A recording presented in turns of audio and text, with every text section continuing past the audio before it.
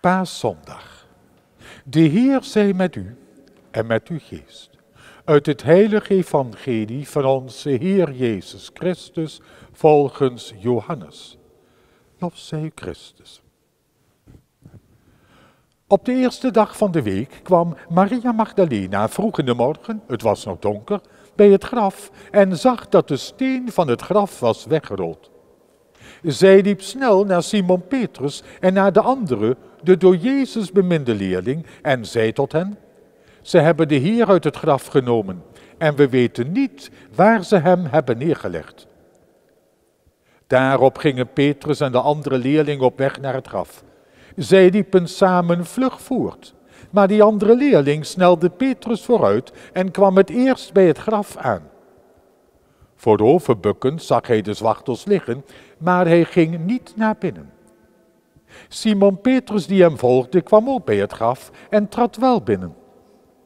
Hij zag dat de zwachtels er lagen, maar dat de zweetdoek die zijn hoofd had bedekt niet bij de zwachtels lag, maar ergens afzonderlijk opgerold op een andere plaats. Toen ging ook de andere leerling, die het eerst bij het graf was aangekomen, naar binnen. Hij zag en geloofde, want ze hadden nog niet begrepen hetgeen er geschreven stond, dat hij namelijk uit de doden moest opstaan. Woord van de Heer. Wij danken God. Christelijk Pasen vieren betekent dat niet voor eerst het vieren van een leeg graf. Het hele graf is namelijk het lege graf van Jezus. Jezus, waarover ons met Pasen bericht wordt, schrikt niet. Gij zoekt Jezus de Nazarener die gekruisigd is. Hij is verrezen, hij is niet hier. Met andere woorden, het graf is leeg. Pasen, dus allereerst de viering van een leeg graf. Maar wat betekent dat? Deze vraag mag ons als vanzelf brengen naar een andere. Wat zoeken wij op het kerkhof? Wat betekent voor ons christenen een graf? Het graf heeft meerdere betekenissen, of beter gezegd, het doel om een graf te bezoeken kan voor mensen verschillend zijn. Allereerst is het graf de plaats van herinnering. Hier worden verhalen die ons aan de overledenen doen herinneren naar boven gehaald. Het is vaak ook de plaats waar mensen hun dierbaren blijven opzoeken. Aan het graf wordt ook de balans opgemaakt van een leven dat is afgesloten. Wat heeft dat nu allemaal betekend? Tegelijkertijd echter is het graf voor christenen ook een teken van geloof. Vanaf het begin van de kerk werden de doden binnen de gemeenschap van gelovigen met eerbied begraven. En waarom? Omdat het graf naast plaats van herinnering, sinds Jezus' lege graf, ook het teken bij uitstek van ons geloof geworden is. Het geloof aan de verrijzenis.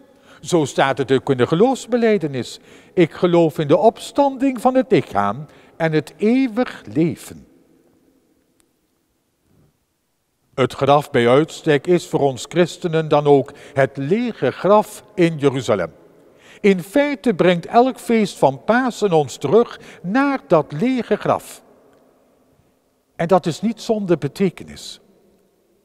Velen hebben de eeuwen door een eigen opvatting over verrijzenis en eeuwig leven ontwikkeld.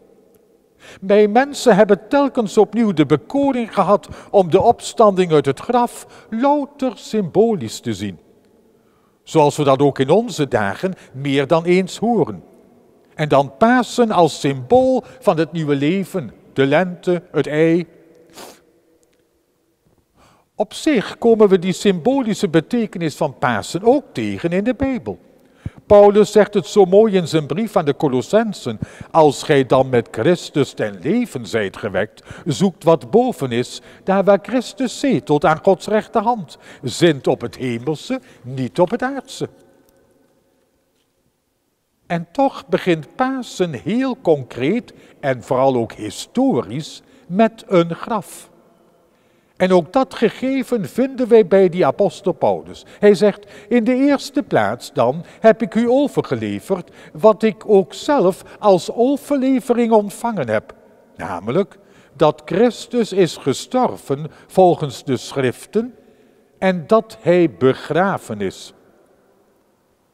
En dan pas noemt Paulus de opstanding ook volgens de schriften. En dat wordt weer bevestigd door de traditie waarin het hele graf, en dat wil zeggen het lege graf van Jezus, een niet geringe rol gespeeld heeft. Tot op de dag van vandaag komen ontelbare pelgrims naar die grafkerk van Jezus, naar zijn lege graf in Jeruzalem. Pasen, feest van het lege graf. Dat wil zeggen, op een concreet moment in de geschiedenis is Jezus, die wij als Christus belijden, gestorven en begraven. Maar na 3 dagen vindt men dat het graf leeg is. De eerste paasverkondiging. Pasen is de feestelijke conclusie van het lege graf. Jezus is verrezen, hij leeft. Of, om weer met de woorden van de apostel te komen, Christus is opgestaan uit de doden als eersteling van hen die zullen ontslapen. Pas toen de apostelen doordrongen waren van Jezus' verrijzenis, werd bij hun op het Pinksterfeest ook zeg maar de symbolische betekenis van het lege graf duidelijk. Pasen heeft namelijk ook alles met mij te maken. Het lege graf daagt mij nu uit. Durf ik opstaan tot een meer christelijk leven? Het graf als plaats waarbij mensen balans opmaken. Wel, nu zegt ons opnieuw Paulus, zoals allen sterven in Adam, zo zullen ook allen in Christus herleven. Of, als gij dan met Christus ten leven zijt gewekt, leg die oude mens met zijn gedragingen af. Of, ik leef niet meer, Jezus leeft in mij. Door het doopsel ben ik met Christus in het doopwater gestorven en vervolgens opgestaan tot een nieuw leven. Ik ben bekleed met Jezus zelf. In feite is de doopvond hier in de kerk symbool van het lege graf in Jeruzalem. Pasen, een nieuwe lente, waarin de dood wordt overwonnen. De kracht van Jezus' verrijzenis zichtbaar in zijn leeg graf. Mogen de doopvond, waar ik gedoopt ben, steeds meer worden tot symbool van dat eerste lege graf, teken van Jezus' verrijzenis. En in die verrijzenis van Jezus mag ik telkens opnieuw de krachtbron vinden om zelf op te staan tot een meer christelijk leven. En in die zin een zalig paasfeest. Amen.